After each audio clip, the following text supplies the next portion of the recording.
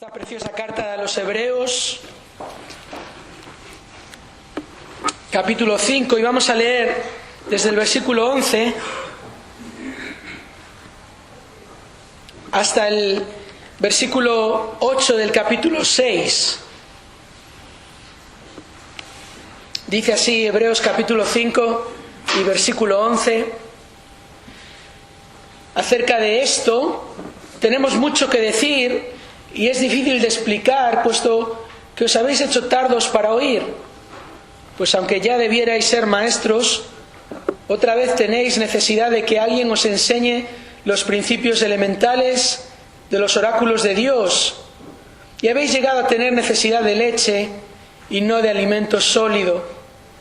Porque todo el que toma solo leche no está acostumbrado a la palabra de justicia, porque es niño. Pero el alimento sólido es para los adultos, los cuales por la práctica tienen los sentidos ejercitados para discernir el bien y el mal. Por tanto, dejando las enseñanzas elementales acerca de Cristo, avancemos hacia la madurez, no echando otra vez el fundamento del arrepentimiento de obras muertas y de la fe hacia Dios, de la enseñanza sobre lavamientos, de la imposición de manos, de la resurrección de los muertos y del juicio eterno. Y esto haremos si Dios lo permite. Porque en el caso de los que fueron una vez iluminados, que probaron del don celestial y fueron hechos partícipes del Espíritu Santo, que gustaron la buena palabra de Dios y los poderes del siglo venidero, pero después cayeron, es imposible renovarlos otra vez para arrepentimiento, puesto que de nuevo crucifican para sí mismos al Hijo de Dios y le exponen a la ignominia pública. Porque la tierra que bebe la lluvia que con frecuencia cae sobre ella y produce vegetación útil a aquellos por los cuales es cultivada, recibe bendición de Dios, pero si produce espinos y abrojos, no vale nada. Está próxima a ser maldecida y termina por ser quemada. Vamos a orar y pedir al Señor que Él dirija nuestra meditación en esta mañana. Padre nuestro, queremos darte gracias por la bendición de estar juntos en esta mañana. Queremos darte gracias por poder abrir la palabra y por poder acercarnos a ti por medio de ella. Queremos darte gracias, Señor, porque sabemos que tu palabra es verdad, que es confiable, podemos fiarnos de ella, es tu palabra. Sabemos, Señor, también que tú no nos la has dado para que dirijamos nuestras vidas según ella, para que la obedezcamos, para que la valoremos, para que la amemos, porque amarte a ti implica amar tu palabra. Y Señor, queremos pedirte ahora que al estudiarla juntos tú nos ayudes, Señor, a comprenderla. Tú nos des claridad en nuestra mente y nos des también valentía en nuestro corazón para recibirla, para aceptarla. Y Señor, también quisiera pedirte que si hay entre nosotros en esta mañana alguna persona que aún no ha creído en Cristo para salvación, que por medio de tu palabra, de tu evangelio, tú traigas salvación, que tú traigas convicción de pecado, de la necesidad que todos tenemos de arrepentirnos de nuestros pecados y de confiar en Cristo, aquel que es el único que puede salvar, porque es el único que vivió una vida perfecta, una vida sin pecado, sin mancha, y por tanto aquel que murió una muerte sustitutiva, una muerte en favor del pecador, una muerte que venció a la muerte, porque Cristo resucitó. Por eso, Señor, te damos gracias que al dirigirnos hoy a ti podemos confiar en lo que tenemos delante de nosotros y podemos gozarnos en que tú has hablado. Bendícenos, Señor, en esta mañana te lo pedimos en el nombre de Jesús. Amén. Nuestro pasaje para esta mañana se encuentra en una sección que supone un paréntesis en la enseñanza del autor de esta carta.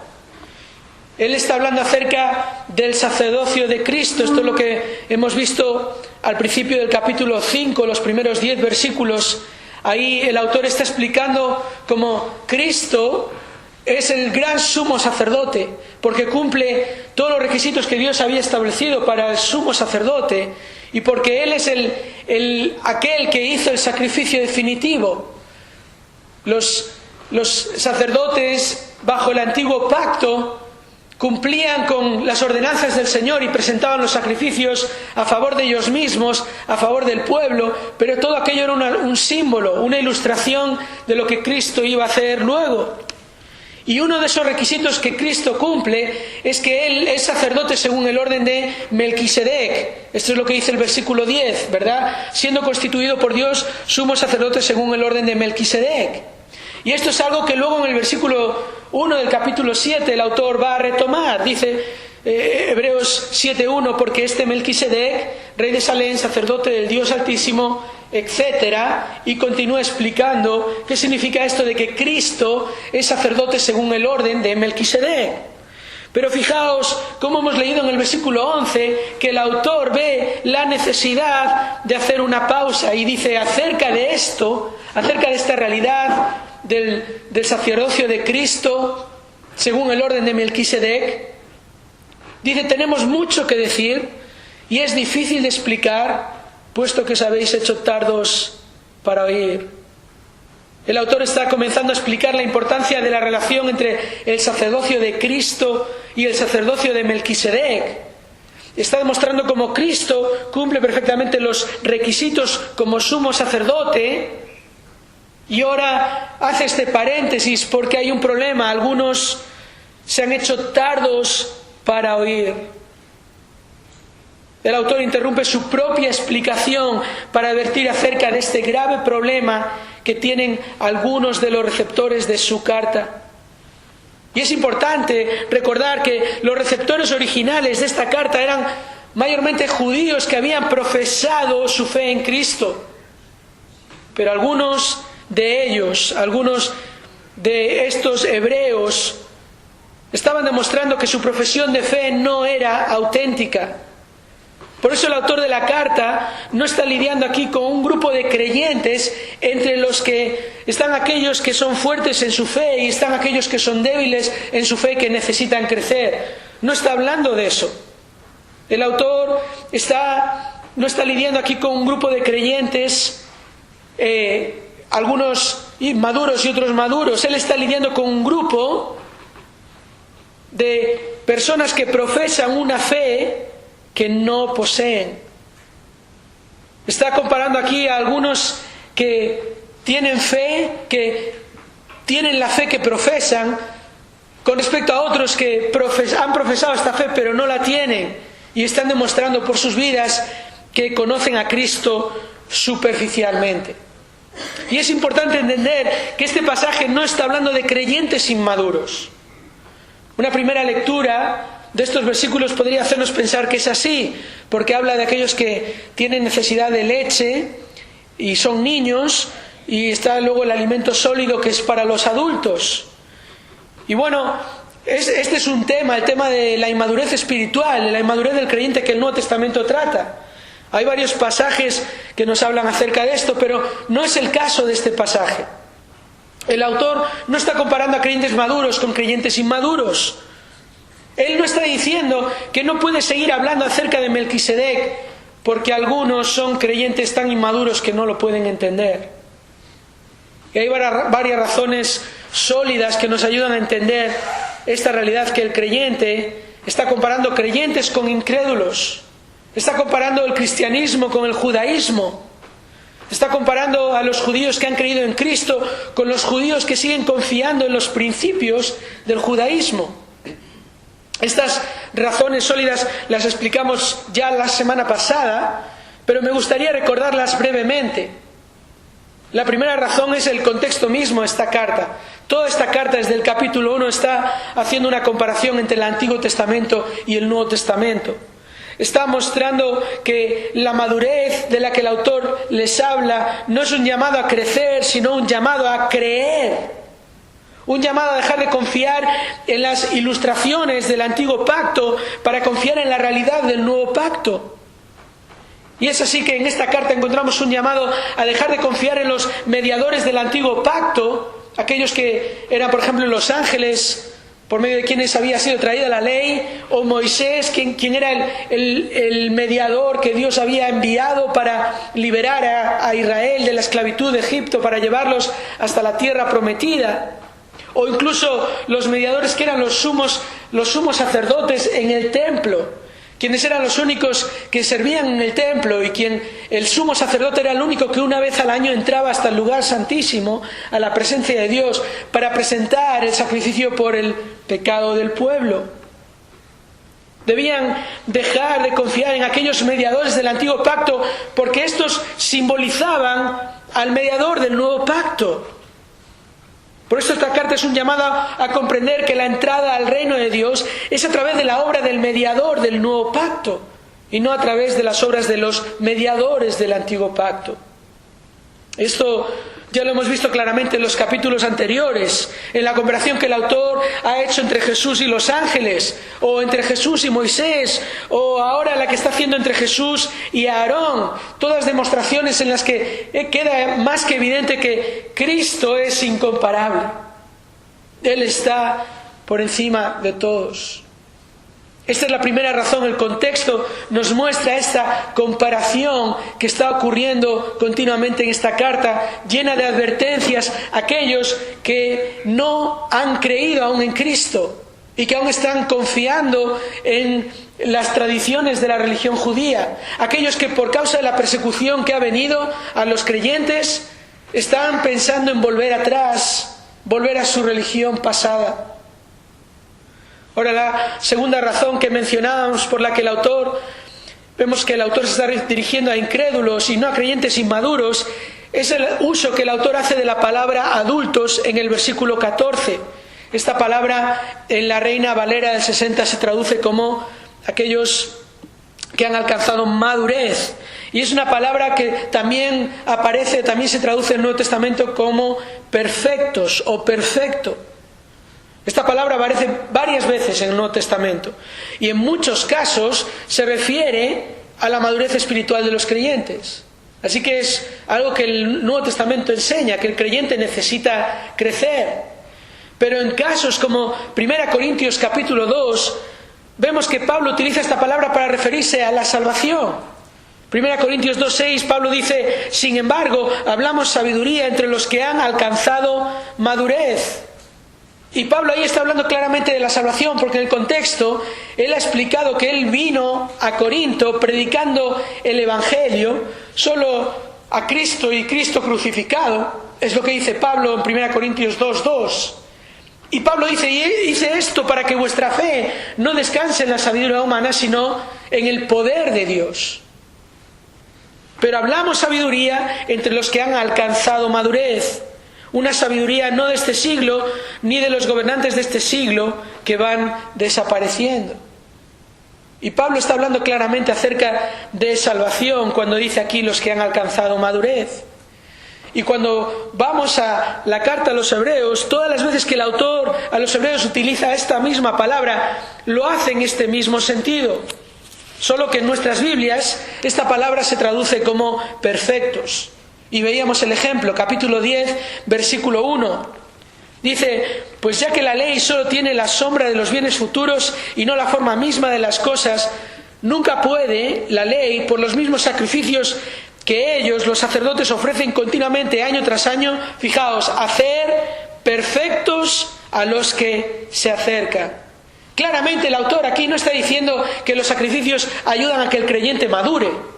No. Dice que aquellos sacrificios eran un símbolo, aquellos sacrificios no podían salvar a nadie. Es solo Cristo, el sacrificio definitivo, el que salva. Y vemos que aquí el autor está utilizando esta palabra maduros o madurez, de esta manera, hacer perfectos a los que se acercan. Y luego, en el versículo 14 de este mismo capítulo volvemos a encontrar esta palabra ahí, porque por una ofrenda, ahora se está refiriendo a Cristo, Él ha hecho perfectos para siempre a los que son santificados. Fijaos en esta expresión, perfectos para siempre.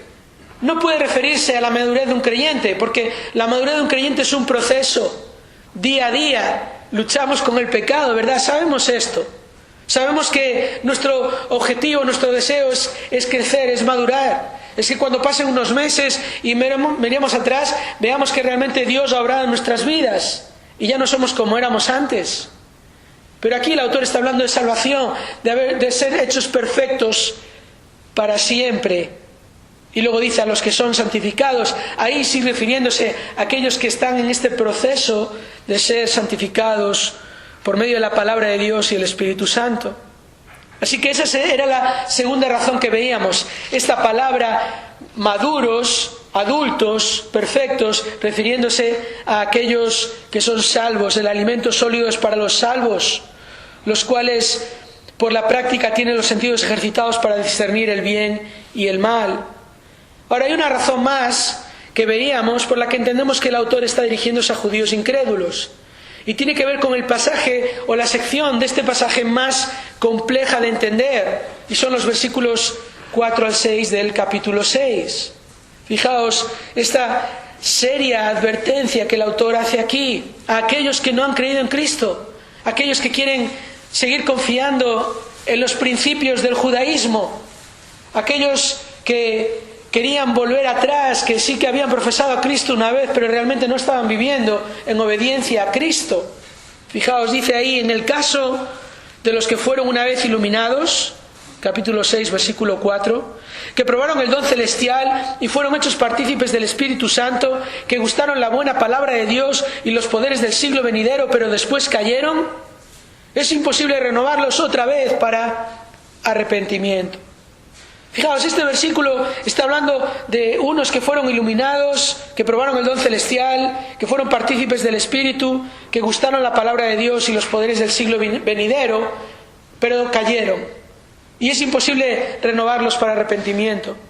La dificultad de este pasaje está en entender si el autor está enseñando que la salvación es algo que después de haberla recibido se puede perder. Si aquí el autor está hablando de creyentes inmaduros que de repente cayeron y perdieron la salvación, y de hecho el autor va a decir, y ya es imposible para ellos la salvación. Y de esto hablaremos en nuestro próximo estudio, no en esta mañana. Pero fijaos que si eso es lo que enseña el pasaje, entonces el pasaje enseña que la salvación se puede perder. Sin embargo, aquí tenemos que apelar al contexto bíblico, al contexto de toda la palabra de Dios, a cómo vemos que la enseñanza del Nuevo Testamento es clara en cuanto a que la salvación no se pierde. La salvación es un don de Dios basado no en nuestro buen hacer, sino en lo que Cristo hizo, en el buen hacer de Cristo, en la obra completa de Cristo. No depende de ti, depende de Cristo. Depende de un sacrificio perfecto, el de Cristo, que quitó de en medio el pecado. Y la Biblia afirma que aquellos que creen en Cristo, en su persona y en su obra, reciben el don de la vida eterna, porque Cristo ha cancelado la deuda de su pecado completamente. Y Dios, que es un Dios justo, no te va a juzgar por un pecado que Cristo pagó por él ya. Eso es lo que la Biblia enseña. Cristo canceló la deuda completamente. Pero hemos de reconocer que hoy en día hay muchos entre los evangélicos que creen que la salvación sí que se puede perder. Y de hecho utilizan este pasaje de los Hebreos para argumentar que es así. Ahora el problema con este argumento es que creen que el autor se está dirigiendo a creyentes que necesitan crecer. Pero no es así. Lo cierto es que según el contexto, y como decíamos las semanas pasadas, aplicando una hermenéutica correcta, interpretando correctamente el texto, en este pasaje el autor se está dirigiendo a incrédulos. Por lo tanto, este paréntesis no es una expresión de frustración ante la madurez espiritual de algunos creyentes. Este paréntesis es una exhortación llena de compasión para algunos que no han creído en Cristo todavía. Es una advertencia sumamente seria para aquellos que confían en las normas de una religión que no salva, en vez de confiar en el único que puede salvar.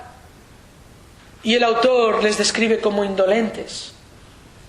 Versículo 11 del capítulo 5, acerca de esto tenemos mucho que decir y es difícil de explicar, puesto que os habéis hecho tardos para oír. Tardos para oír es una referencia a la indolencia espiritual. Esta palabra que se traduce como tardos es una palabra compuesta que literalmente significa no empujar y que hace referencia a una persona perezosa, indolente, una persona negligente. Es una indolencia espiritual, es decir, aquellos que entienden intelectualmente las verdades acerca de Cristo, pero luego no actúan de acuerdo a esas verdades. Y el problema con la indolencia, como vimos la semana pasada, es que conduce a un estado de autoconfianza, de seguridad infundada, de pensar que uno es creyente y no lo es. Por eso es importante entender este pasaje correctamente, porque si somos verdaderos creyentes, entenderemos el problema y los peligros de la indolencia y actuaremos como aquí está actuando el autor. Debemos pensar en aquellos que han profesado pero no poseen la fe que salva. Debemos esforzarnos en predicarles el Evangelio de Cristo, Cristo el que sí salva.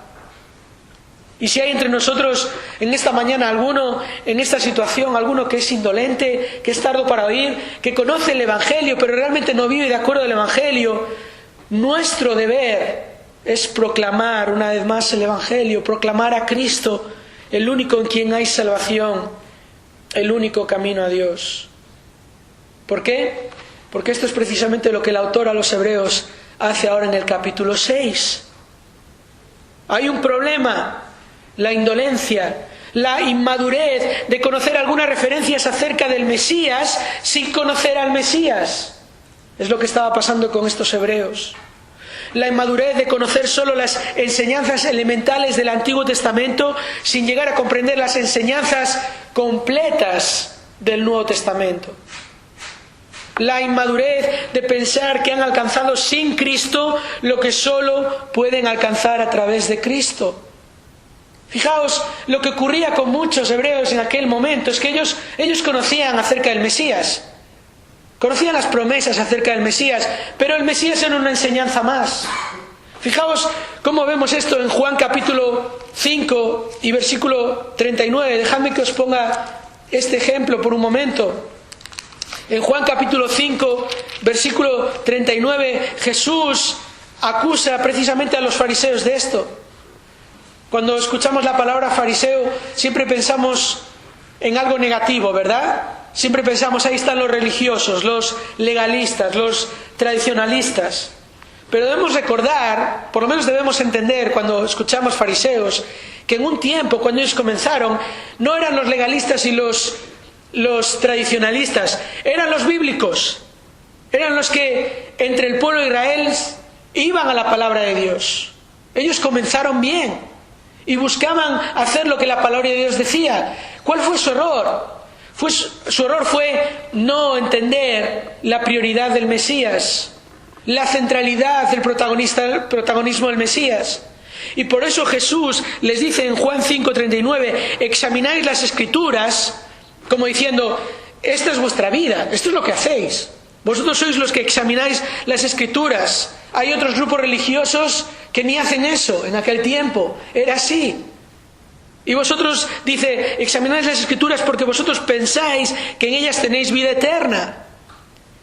Y fijaos lo que Jesús dice, y ellas son las que dan testimonio de mí.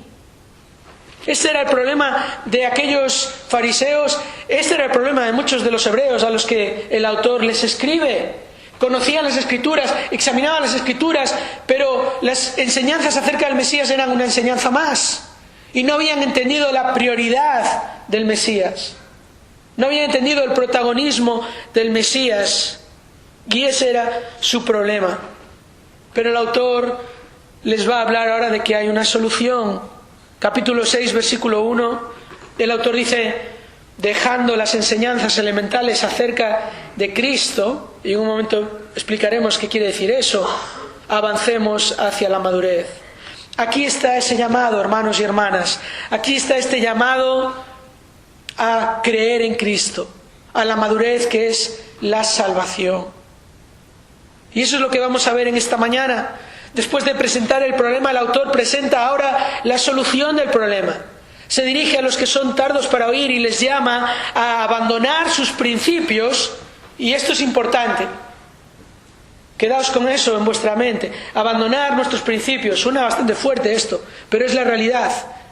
Eso es lo que el Evangelio nos llama a hacer. Abandonar nuestros principios, nuestras opiniones, nuestras ideas de lo que es la vida, lo que es la religión, lo que es Dios, lo que Dios demanda, para avanzar hacia la madurez, hacia Cristo, quien nos mostró al Padre, quien es el único camino a la salvación, quien es aquel en quien todos encontramos la esperanza de la vida eterna.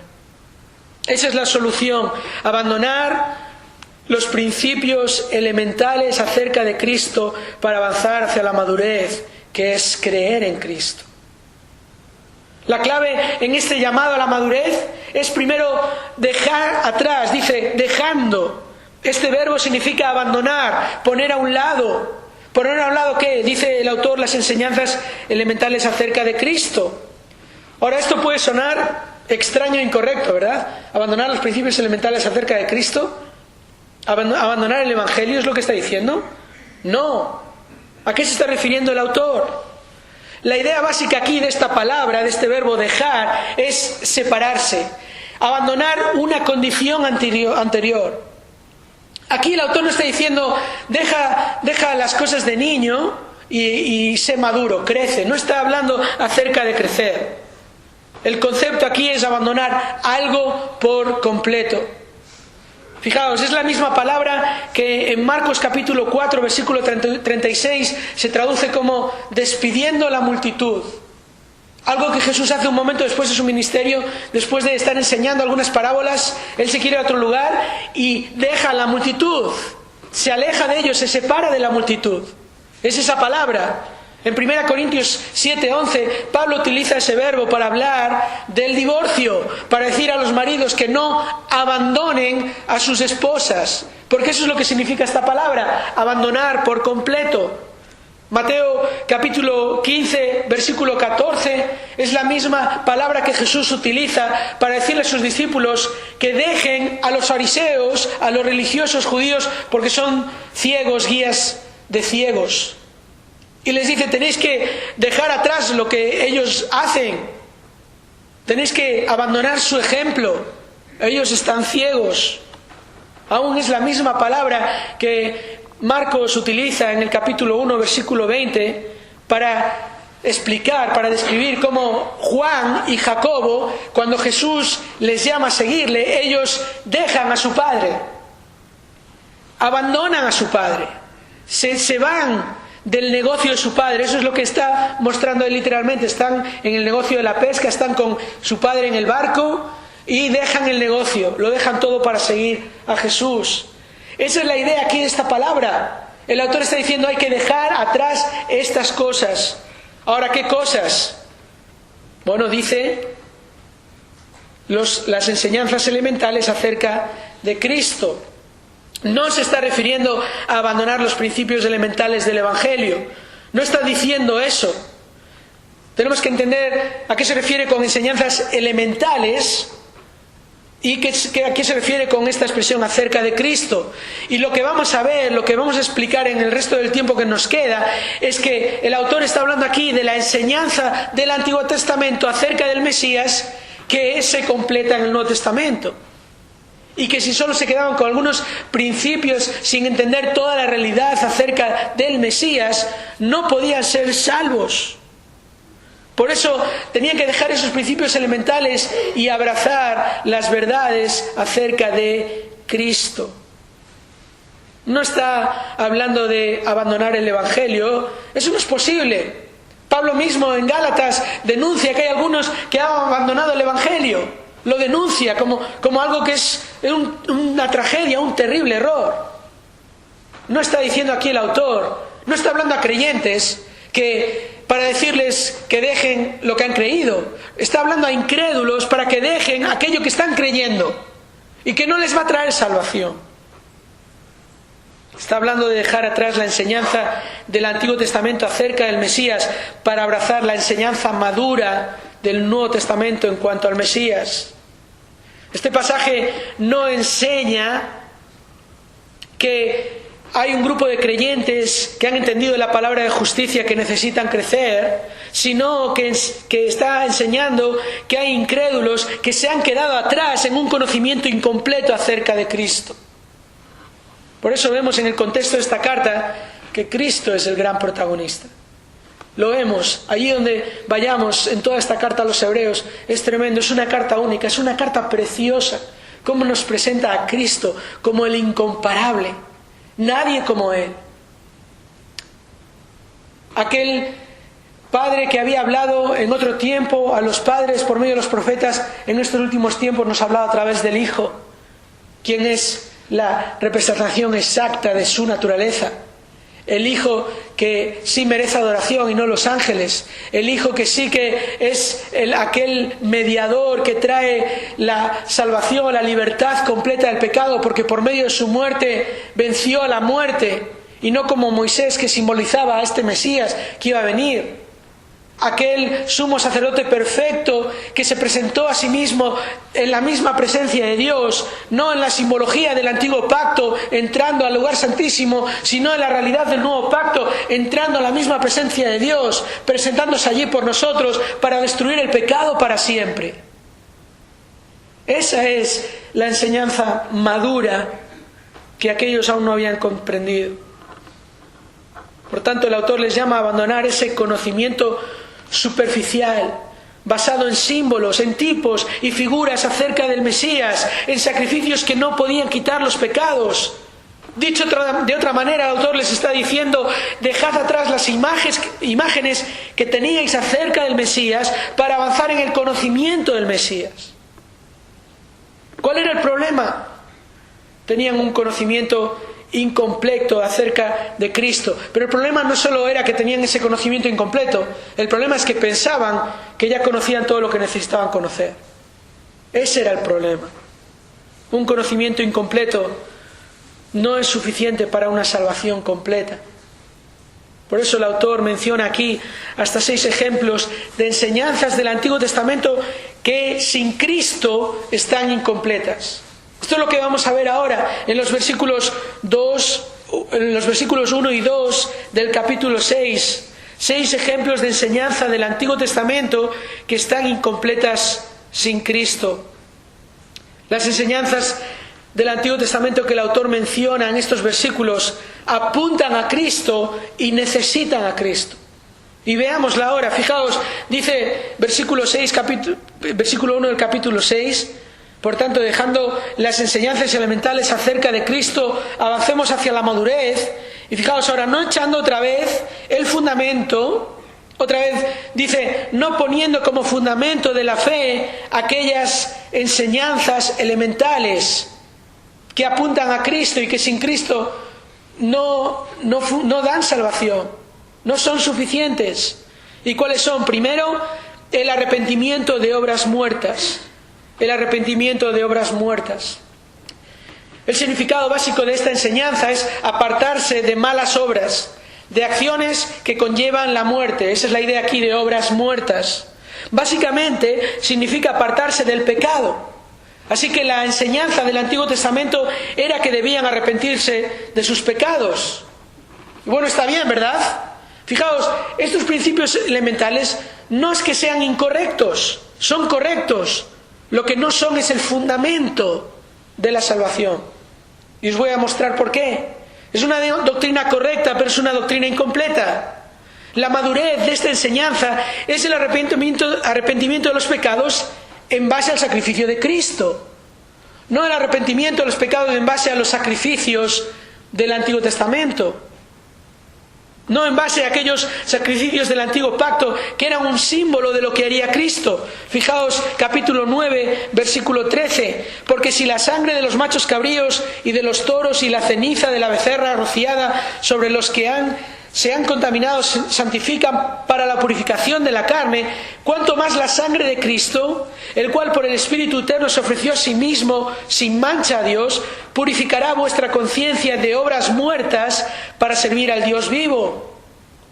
Y dice el autor, por eso Él, Cristo, es el mediador de un nuevo pacto, a fin de que habiendo tenido lugar una muerte para la redención de las transgresiones que se cometieron bajo el primer pacto, o el antiguo pacto, los que han sido llamados reciban la promesa de la herencia eterna. Los sacrificios en el antiguo pacto eran el símbolo. Cristo, que cuando cena aquella última noche con sus discípulos, dice: esta copa es mi sangre del nuevo pacto. Está apuntando la muerte, mi muerte que veréis mañana. Ese es el sacrificio. El arrepentimiento de los pecados toma todo sentido cuando es en base al sacrificio de Cristo. Fijaos, la salvación no depende del arrepentimiento. Esto tenemos que entenderlo bien. El arrepentimiento es necesario para la salvación, pero el arrepentimiento sin sacrificio no salva. Dios dice: la paga del pecado es muerte. Dios dice: sin derramamiento de sangre no hay perdón. Por mucho que uno se arrepienta de sus pecados, la demanda de Dios, la paga del pecado es muerte. Así que esta enseñanza sin Cristo está incompleta. Hay un ejemplo que nos puede ayudar a entender esto. En Hechos capítulo 26, Pablo está defendiendo su fe ante Herodes Agripa. En el versículo 19 dice: por consiguiente, oh rey Agripa, no fui desobediente a la visión celestial. Pablo le había explicado cómo Cristo le había llamado, el mismo Señor Jesús le había llamado para predicar el arrepentimiento de los pecados a los gentiles. Y Pablo dice: no fui desobediente, sino que anunciaba primeramente a los que estaban en Damasco y también en Jerusalén, y después por toda la región de Judea, y aún a los gentiles que debían arrepentirse y volverse a Dios, haciendo obras dignas de arrepentimiento. Y fijaos, ahí está esa enseñanza. Y además Pablo, de manera sabia, se lo está diciendo a Herodes Agripa, porque en un contexto judío él sabía estas cosas, tenía conocimiento de estas enseñanzas. Pero Pablo sigue diciendo: por esta causa algunos judíos me prendieron en el templo y trataron de matarme. Así que, habiendo recibido ayuda de Dios, continúo hasta este día testificando tanto a pequeños como a grandes, no declarando más que lo que los profetas y Moisés dijeron que sucedería. Fijaos la enseñanza del Antiguo Testamento, pero ahora completada con la enseñanza del Nuevo Testamento, versículo 23, que el Cristo, el Mesías literalmente, había de padecer, y que por motivo de su resurrección de entre los muertos, Él debía ser el primero en proclamar luz tanto al pueblo judío como a los gentiles. Era una enseñanza incompleta en ese sentido, que si uno solo se arrepentía de sus pecados sin confiar en el sacrificio de Cristo, no iba a ser salvo. Y era el caso de muchos de estos, que aparentemente se arrepentían de sus pecados, pero estaban confiando en su propio arrepentimiento y no en el sacrificio de Cristo. Ahora, la segunda enseñanza elemental aquí que el autor describe, además del arrepentimiento de obras muertas, es la fe hacia Dios, la fe en Dios. Y esta segunda enseñanza obviamente está relacionada con la anterior. Y otra vez podemos ver aquí que la doctrina del Antiguo Testamento era la fe en Dios, la confianza en Dios. No es una enseñanza incorrecta, obviamente, pero sí que es inmadura. ¿En qué sentido es inmadura? Bueno, Dios precisamente había dicho que la salvación es por medio de la fe en Cristo. La salvación no es posible solo con tener fe en Dios. De hecho, nosotros vivimos rodeados de personas de fe, personas que afirman creer en Dios, personas que dicen que confían en Dios, pero no confían en Cristo. aquel de quien se nos dice que en ningún otro hay salvación. Pedro lo dice en Hechos 4:12, porque no hay otro nombre bajo el cielo dado a los hombres en el cual podamos ser salvos. La salvación es a través de Cristo. Fue el mensaje del Evangelio que Pedro había predicado desde el principio. Arrepentíos y bautícese cada uno de vosotros para el perdón de vuestros pecados por medio de la fe en Cristo. Luego continuó predicando esto, y aun cuando fue a aquella casa de Cornelio, un gentil, en Hechos capítulo 10, luego en Hechos capítulo 11 le encontramos de vuelta en Jerusalén explicando lo que allí había sucedido, y luego explicando la razón por la que había estado con un gentil. Los judíos estaban un poco molestos con aquello. Los judíos que confiaban en su ley, en sus tradiciones, despreciaban a los gentiles, y eso no debía ser, y allí lo entendieron. Y en Hechos 11:17 dan testimonio diciendo: si Dios les dio a ellos el mismo don que también nos dio a nosotros después de creer en el Señor Jesucristo. Pedro dice: ¿quién era yo para poder estorbar a Dios? Y fijaos, aquí está otra vez esta afirmación.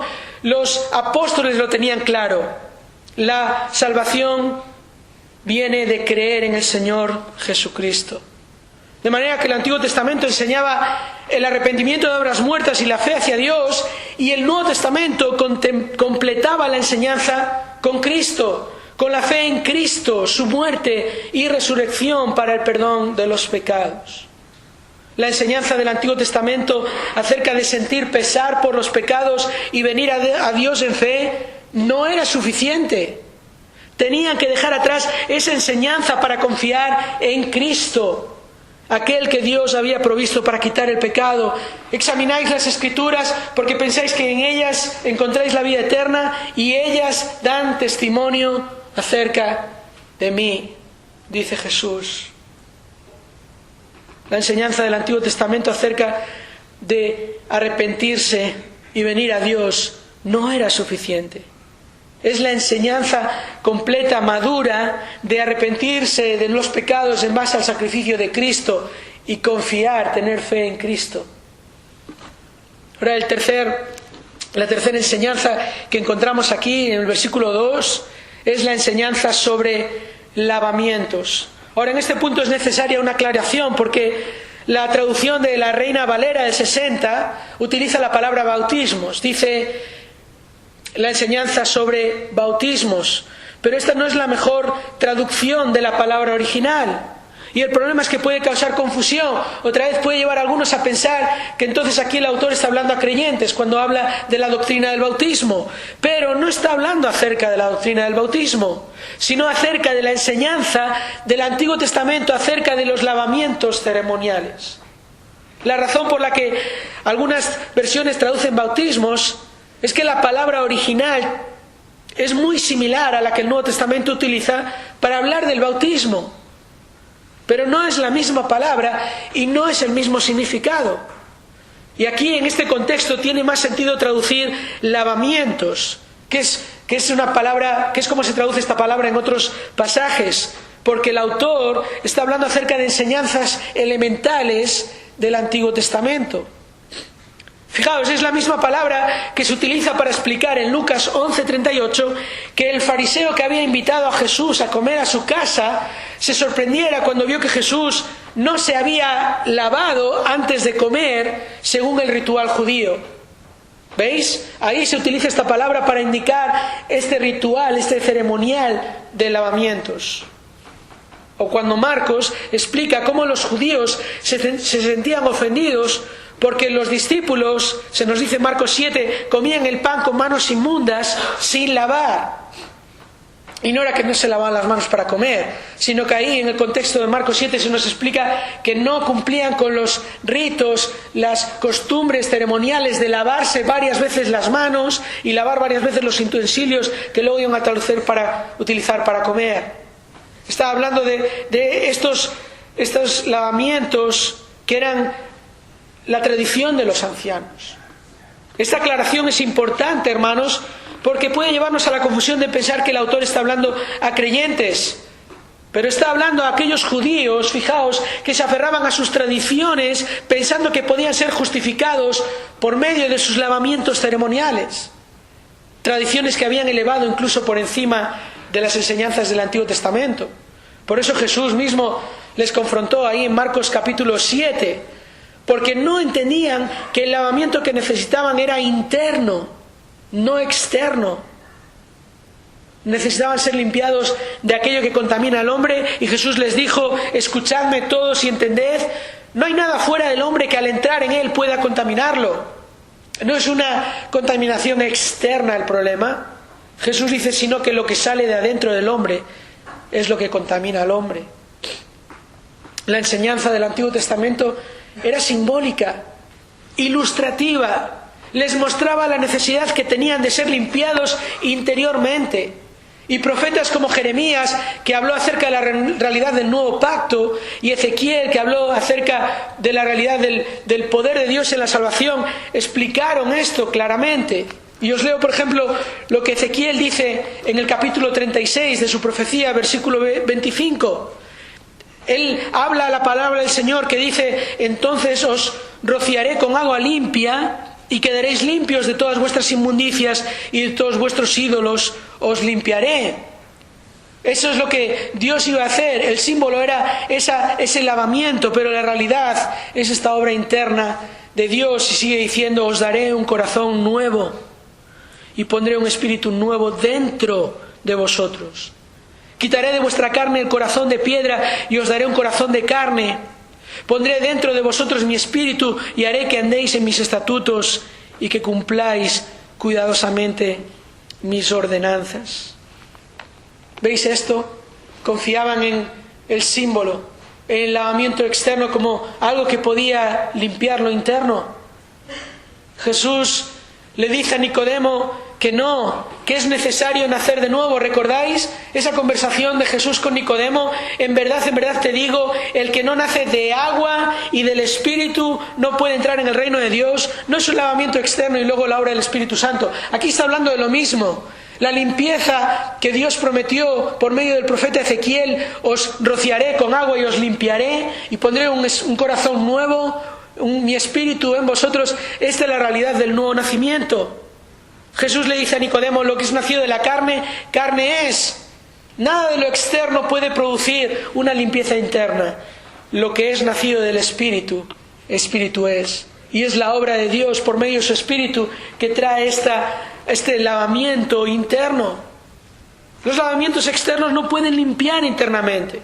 No es posible para el nacido de carne producir lo espiritual. Es necesario un nacimiento espiritual, la obra del Espíritu, que por ejemplo Pablo describe en Tito capítulo 3, cuando dice que cuando se manifestó la bondad de Dios, nuestro Salvador, y su amor hacia la humanidad, Él nos salvó, no por obras de justicia que nosotros hubiéramos hecho, no por lavamientos, no por obras externas o méritos propios, sino conforme a su misericordia. Y fijaos, dice Pablo, por medio del lavamiento de la regeneración y renovación por el Espíritu Santo. Ese Espíritu que Dios derramó sobre nosotros abundantemente por medio de Jesucristo nuestro Salvador, para que justificados por su gracia fuésemos hechos herederos según la esperanza de la vida eterna. El lavamiento externo, un principio elemental acerca del Mesías, que apuntaban al Mesías. Eso no es la salvación, eso no es la solución. Es la fe en Cristo, la gracia de Dios y el Espíritu de Dios obrando esa regeneración espiritual. Otra vez vemos el argumento del autor. La enseñanza elemental del Antiguo Testamento debe ser dejada atrás para aferrarse a la enseñanza madura del Nuevo Testamento. La salvación por medio de Cristo y en el poder del Espíritu Santo.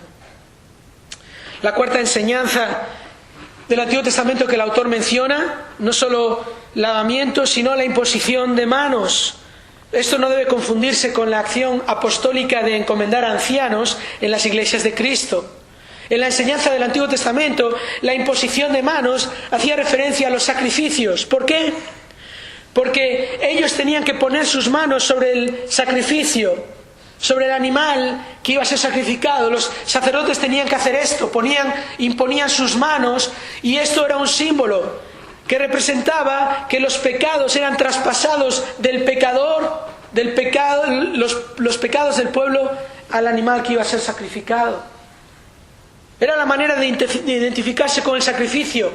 Era la manera de ilustrar que el pecado era puesto sobre el cordero, y de esta manera el cordero llevaba el pecado y quitaba el pecado. El cordero moría, no el pecador. Ese era el símbolo, la ilustración. Ese es el principio elemental. Pero como el autor va a decir más adelante en esta carta, en el capítulo 10, y esto es tan claro, hermanos, capítulo 10, versículo 1, ya que la ley solo tiene la sombra de los bienes futuros y no la forma misma de las cosas, nunca puede, por los mismos sacrificios que ellos ofrecen continuamente año tras año, hacer perfectos a los que se acercan. De otra manera no habría cesado de ofrecerse, ya que los adoradores, una vez purificados, no tendrían ya más conciencia del pecado. Pero en esos sacrificios hay un recordatorio de pecados año tras año, porque es imposible que la sangre de toros y de machos cabríos quite los pecados. Y por eso luego en el versículo 11 el autor dice: ciertamente todo sacerdote está de pie día tras día ministrando, y ahí en ministrando podemos incluir esta imposición de manos, ofreciendo muchas veces los mismos sacrificios que nunca pueden quitar los pecados. Pero Él, ¿quién? Cristo, el sumo sacerdote, habiendo ofrecido un solo sacrificio por los pecados para siempre, se sentó a la diestra de Dios, porque por una ofrenda Él ha hecho perfectos para siempre a los que son santificados. Juan, el precursor del Mesías, el último profeta del Antiguo Testamento, lo vio venir y dijo: he aquí el Cordero de Dios que quita el pecado del mundo. Y el profeta Isaías lo anunció claramente en el capítulo más conocido de su profecía, capítulo 53, versículo 6, todos nosotros nos descarriamos como ovejas, nos apartamos cada cual por su camino, pero el Señor hizo que cayera sobre él la iniquidad de todos nosotros. Debían dejar atrás los ceremoniales que simbolizaban la salvación y abrazar con fe al que hizo realidad todo lo que el Antiguo Testamento había señalado en sentido figurado, porque los principios elementales solo tienen la sombra de los bienes futuros y no la forma misma de las cosas. Debían dejar los lavamientos superficiales y la imposición de manos ilustrativa para confiar completamente en aquel que transforma profundamente, porque Él sí llevó literalmente nuestra iniquidad. Hay dos enseñanzas más que el autor menciona. Dice la enseñanza de la resurrección de los muertos. Es un tema fundamental en las Escrituras, pero cuando nos fijamos con detalle podemos comprobar cómo en el Antiguo Testamento la enseñanza acerca de la resurrección es imprecisa y en un sentido incompleta. De hecho, si recordáis, ¿qué pasaba con los discípulos cada vez que Jesús les anunciaba que debía morir y que al tercer día iba a resucitar? ¿Qué hacían los discípulos? Decían: ¡qué bien! La resurrección, ¿lo entendemos entonces? No. Los evangelios nos muestran cómo ellos no lo entendían. No sabían qué decir, no sabían qué preguntarle a Jesús cuando Jesús les decía: voy a morir y voy a resucitar. Esa es la realidad, porque el Antiguo Testamento básicamente nos presenta con que la realidad de que hay vida después de la muerte, y que los justos serán recompensados y los malvados serán castigados. En cambio, en el Nuevo Testamento la enseñanza sobre la vida después de la muerte es detallada y dilatada. En el Nuevo Testamento la doctrina de la resurrección se desarrolla completamente en la persona de Cristo. Ante la tumba de su amigo Lázaro y ante la tristeza de las dos hermanas de Lázaro, Jesús dijo: yo soy la resurrección y la vida. Jesús dijo: el que cree en mí, escucha esto, aunque muera, vivirá. Pablo afirma en 1 Corintios 15 que Cristo murió por nuestros pecados conforme a las Escrituras, que fue sepultado y que resucitó al tercer día conforme a las Escrituras, que se apareció a Cefas y después a los 12, luego se apareció a más de 500 hermanos a la vez, la mayoría de los cuales viven aún, dice Pablo, pero algunos ya duermen. Después apareció a Jacobo, luego a todos los apóstoles y al último de todos, como a uno nacido fuera de tiempo, Pablo dice, se me apareció también a mí. Y todo esto para argumentar que la resurrección de Cristo es el fundamento de la salvación, que la resurrección de Cristo es la confirmación de la seguridad de la vida eterna. Debían abandonar las enseñanzas incompletas acerca del futuro eterno para abrazar las enseñanzas completas y cumplidas en Cristo. Porque sin la resurrección de Cristo, ¿qué seguridad podían albergar? Ahora, la última enseñanza aquí, elemental acerca de Cristo, enseñanza elemental del Antiguo Testamento, es la enseñanza acerca del juicio eterno. La doctrina del juicio eterno, algo que el Antiguo Testamento enseñaba también de una manera quizás más velada. Por ejemplo, el último versículo de Eclesiastés dice, porque Dios traerá toda obra a juicio, junto con todo lo oculto, sea bueno o sea malo. Y no hay mucho más acerca de esta doctrina, aparte de que Dios juzgará, Dios castigará a los impíos y Dios bendecirá a los justos.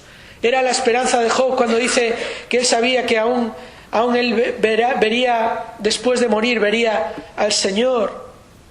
Pero el Nuevo Testamento nos muestra una información con todo detalle acerca del juicio eterno.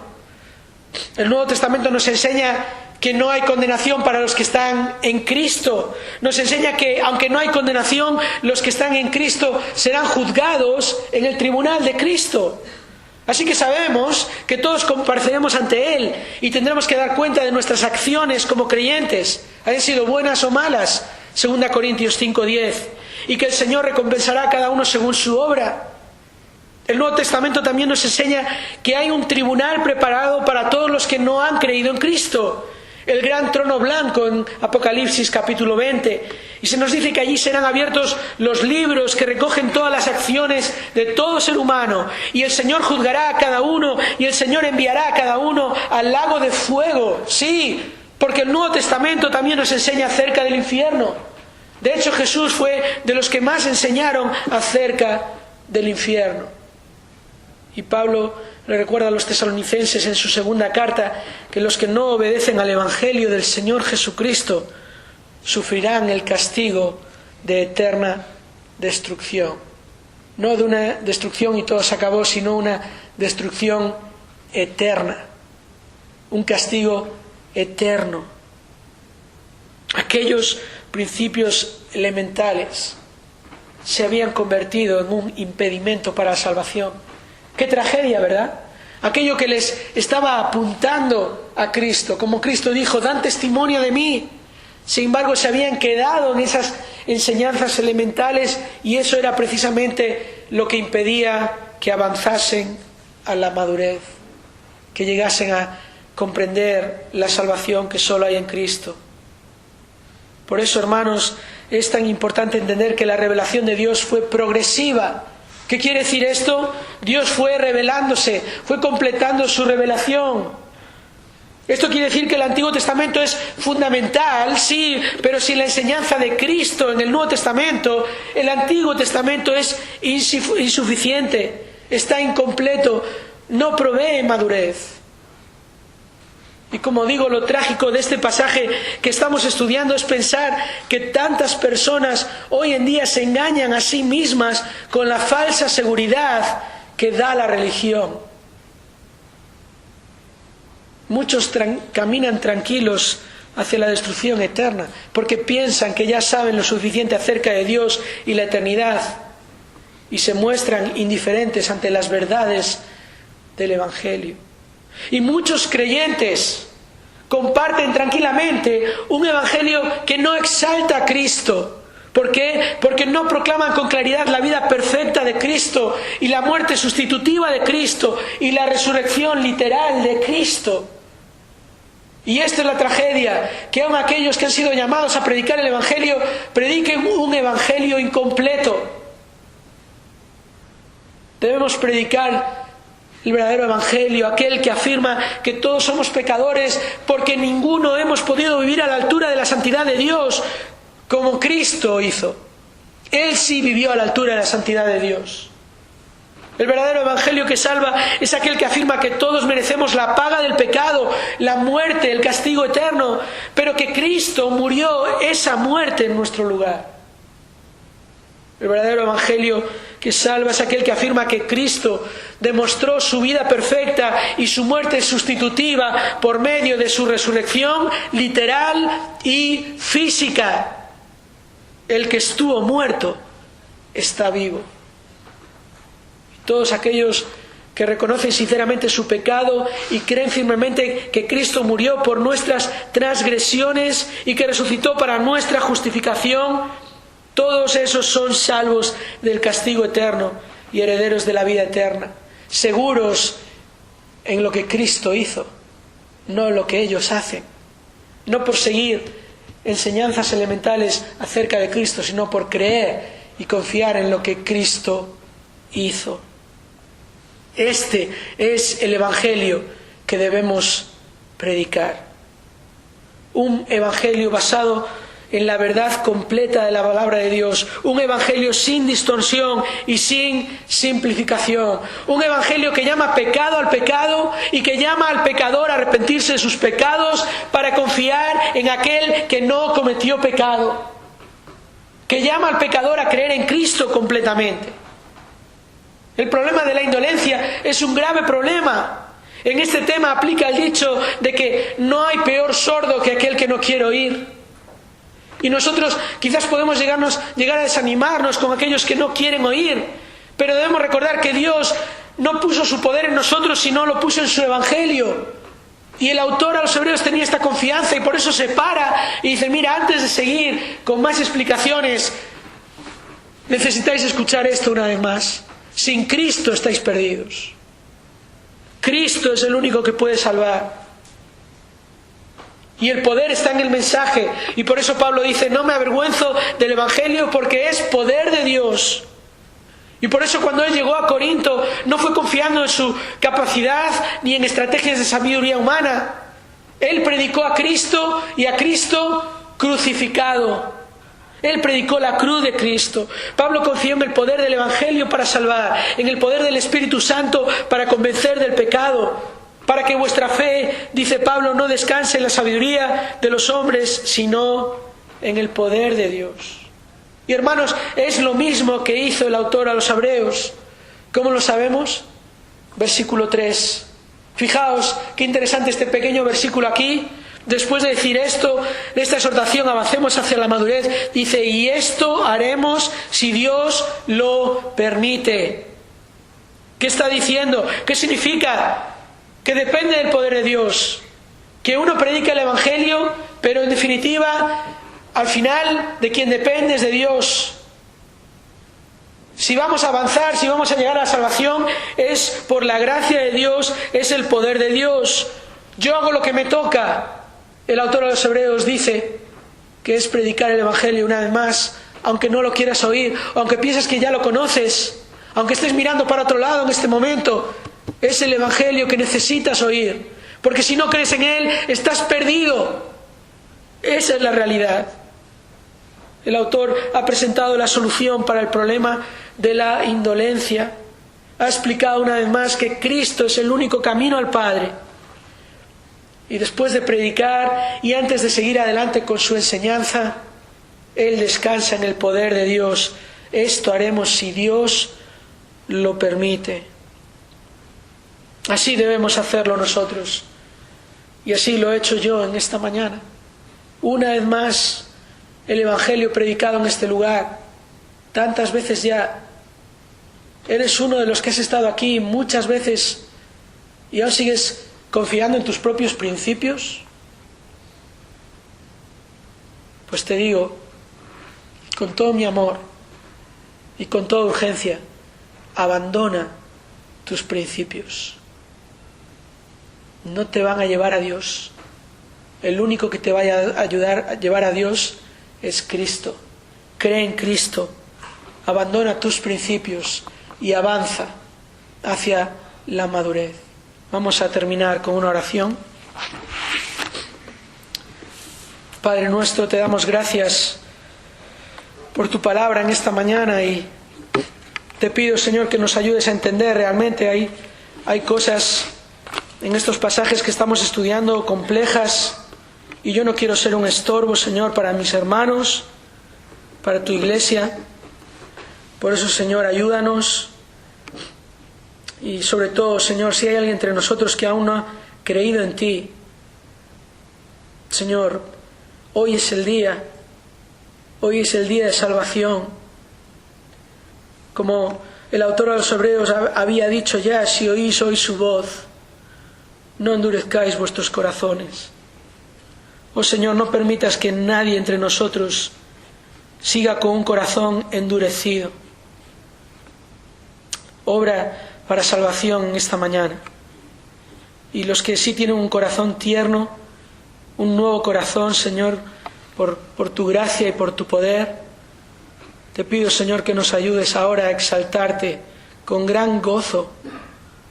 Alegraos y regocijaos, oh justos. Cuán bienaventurado es aquel cuyo pecado ha sido perdonado. Oh Señor, ayúdanos a alabarte con toda gratitud de todo corazón. Te lo pedimos en el nombre de Jesús. Amén.